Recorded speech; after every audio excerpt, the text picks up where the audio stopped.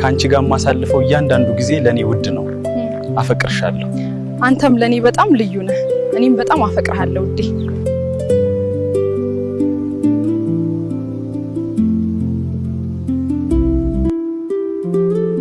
ጓደኝነታችን ወደ ፍቅር ስለተቀየረ በጣም ደስ ብሎኛል። ይህ ጊዜ ለኔ በጣም ልዩ ነው። እኔም እንደዛው ይሰማኛል።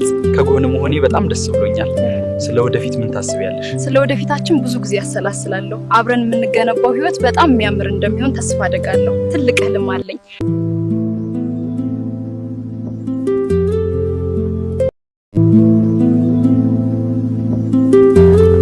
ሰላም ውድ የቻናላችን ተከታታዮች፣ እኔ ይወባላለሁ።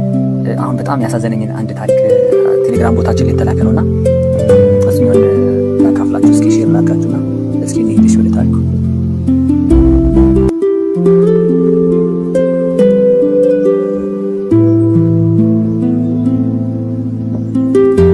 እሺ ታሪኩ ይሄ ነው።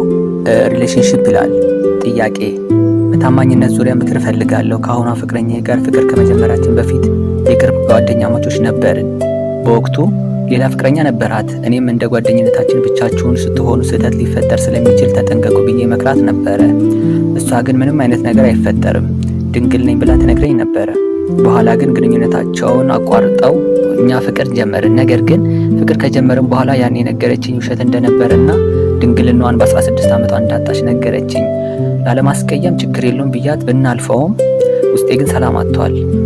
እሷን በጣም ወዳታለሁ፣ ግን ያን የመዋሸቷና በዛ እድሜ ያጋጠማት ነገር በአይምሮዬ እየተመላለሰ ሊያሳርፈኝ አልቻለም። ከራሴ ጋር እየታገልኩ ነው። ምን ትመክሩኛላችሁ? ይህ ስሜት እንዴት ላሸንፈው እችላለሁ? ይላል ታሪኩ። እስኪ የተሰጡ ኮሜንቶች እናያቸው።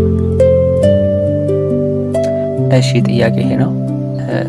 ከታች የተሰጡ ኮሜንቶች አሉ።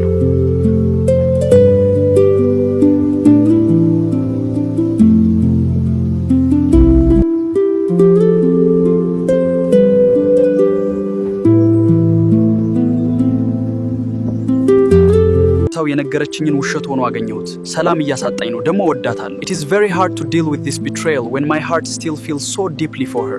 ወዳታለሁ እኮ ግን የዋሸችኝ ከአእምሮዬ ሊወጣ አልቻለም። ምን ላድርግ? እኔ አሁን በዚህ ሁኔታ እንዴት ልቀጥል እችላለሁ? እውነቱን ማወቅ ቢከበድም ነገር ግን መቼም ቢሆን እውነት መውጣቱ አይቀርም ነበር።